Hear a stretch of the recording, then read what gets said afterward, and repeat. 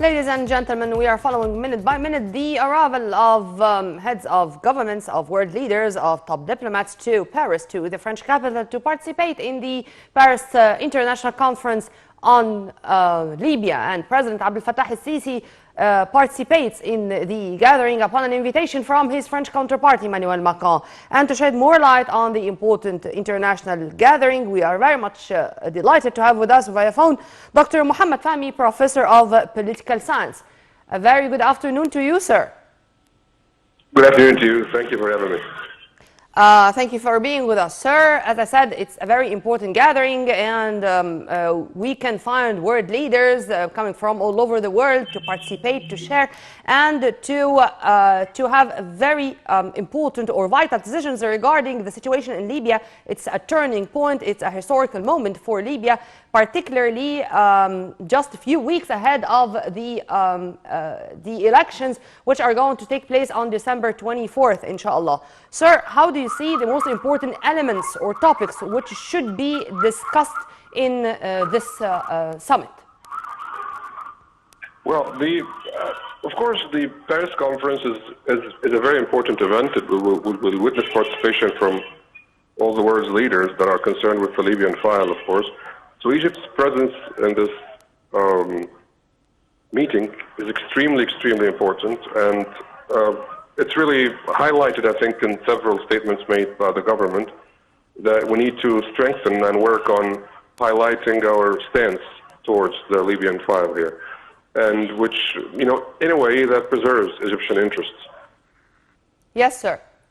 Also, I'd like to focus on the foreign militias or the mercenaries in Libya, which a point or an element which is very much threatening and posing a lot of danger, not only to Libya, but to all the surrounding areas, to all the neighboring countries, and of course, Egypt is on top of the list. How do you see the firm decisions which should be taken from the participating world leaders or the participating powers to act against those countries who are supplying the mercenaries with weapons and even giving the chance to those militias to enter Libya and to spread more chaos there? Yes, I think there's almost a unanimous agreement or consensus from the concerned parties, regional these are, and also European, that there needs to be a complete disarmament and departure of all foreign troops, especially, of course, the mercenaries. And I think the one of the most important developments in over the past few days was the announcement of the eastern forces also of Libya, that more than 300 troops, foreign troops, have departed Libya. So I think both parties, both the eastern side and the western side, will have to reach this kind of agreement on the means, the ways, the tools whereby all foreign troops will leave Libya. Because, you know, unless these mercenaries depart, it will be very difficult for any kind of stable solution to be reached, really, in Libya. Sir, the conference is held by French President Emmanuel Macron. And we would find the co-hosts Germany and Italy with the presence of Mario Draghi and German Chancellor Angela Merkel. This means that the northern side of the Mediterranean realized that their security is not going to be totally protected except with the full security of the southern side of the Mediterranean. A lesson which was learned at last in the hard way. If you agree with me, sir, on that, and would you please elaborate? Yes, I think this realization has been reached a few years back. I think since the beginning of the conflict in Libya, it's been quite obvious that what happens in Libya affects not only the region, but also the wider Mediterranean basin. So definitely, especially over the past few years and with the escalation of the conflict, we've seen waves of migration heading from the northern coast of Libya to the Mediterranean, other issues also terrorism reaching other parts of Africa, also sub-Saharan Africa, even in the Great Sahara region. So there are so many files really here that are deteriorating because of the situation in Libya. So major European forces, not only Britain and the US, but also European forces like France, Italy, they realize very well that the stability of Libya is also part of their own stability. And I think this really is reflected in the attention given by the leaders of these countries to that file. And sir, in the first place, if we would just go a little bit back in time, this failed NATO campaign on Libya, which toppled Muammar Gaddafi, was the main reason behind what's going on today, or at least one of the main reasons. Of course, I'm not going to escape or to miss speaking about the importance of the tribal strife and to the lack of unity which was prevailing in Libya during the past period, but you would not find all those huge quantities of weapons except after such a failed campaign. Now, we can say that the international community is trying to fix what this NATO campaign did to Libya and to the Libyan people. Yeah, I'm not quite sure if we will be able to fix it. I think it's maybe an attempt to now at least guarantee their own interests are not hurt anymore. What happened with the NATO strikes back in 2011 and onwards was, an attempt to change regimes, but there was no next day plan. There was no exit strategy, really. What happens next after having toppled Gaddafi? And they've done that, and then there was, as we know now in retrospect, that a decade has been ensued ever since then, and it's nothing but bloodshed and turmoil in the country ever since then, because there was no plan to what happens next after Gaddafi had been ousted. So we'll see what happens now. I think it's very important that the elections that are planned to take place in December do happen in time, and for them to yield in a government that represents really the interests of the Libyan people, and not other forces that are trying to affect and impact the situation there. Professor Fahmy, when a country is that rich, particularly rich with natural resources, it's a double scissor weapon. It can be a curse and it can be a blessing. A curse if the country is not enjoying stability or security, then it can be exposed to a lot of dangers with a lot of other powers who would be that greedy to try to have these wealths or to just to take illegally part of the cake, if we may say so. Do you think that Libya was one of the countries which suffered as a curse from its richness in oil, for example? Well, you can say that. You can say that definitely, that part of the interest that the country has received over the past few years, and from before, of course, the fact that it's harbor to one of the biggest oil reserves in the southern Mediterranean region. So, of course, definitely, it should be a blessing. It should not be a curse. But, of course, it depends on how you utilize this resource and how you manage to keep it and to nurture it and develop it. But on the other hand, it could also be perceived as a plus, because it's because of these interests in Libya that we see a lot of attention given to the Libyan file compared with other countries, for instance, like in sub-Saharan Africa or the African Horn, that we've seen these examples of failed states, and there wasn't a lot of effort, done by the international community to try and work on the situation there. So on another level, this could be also perceived as a plus or as a blessing also for the Libyan people, that there's this level of by the way, as we speak, sir, we are watching French President Emmanuel Macron receiving world leaders who came to the French capital to participate in the conference. Sir, let's return back to my question, and you've kindly mentioned the remedy or the way to treat the richness of a country and how to turn it into a blessing, not a curse. And here, if you permit me to say that this is the role or the time when friendly countries should appear or should act on the ground. It can be a win-win situation. We can exchange experiences, we can exchange benefits, we can live together or in a fair way, guaranteeing the benefits for both peoples or both countries, if I'm going to speak about bilateral ties, and in the same time to help or to give a hand to the country which is in need of help, at least temporarily. True? Yes, I mean the peacefulness and stability in Libya is only for the best interest of all of its neighbors, really. So, for instance, for a country like Egypt, it definitely it bodes very well for there to be a stable and a powerful country like Libya, again ruled by Libyans themselves and not by foreign powers who are trying to meddle in the situation there for their own interests. Yeah. So again, yeah, of course, a stable country like Libya will only bear fruit for Libyans and for its neighbors. Let me put my question in other words, sir. The reconstruction period, the process, I'm sorry, of course it's going to take such a long time, and we do not expect that it's going to end in few months, for example. Yeah. And also the way to help with training, for example, cadres in Libya, with giving them, or with exchanging experience in different fields.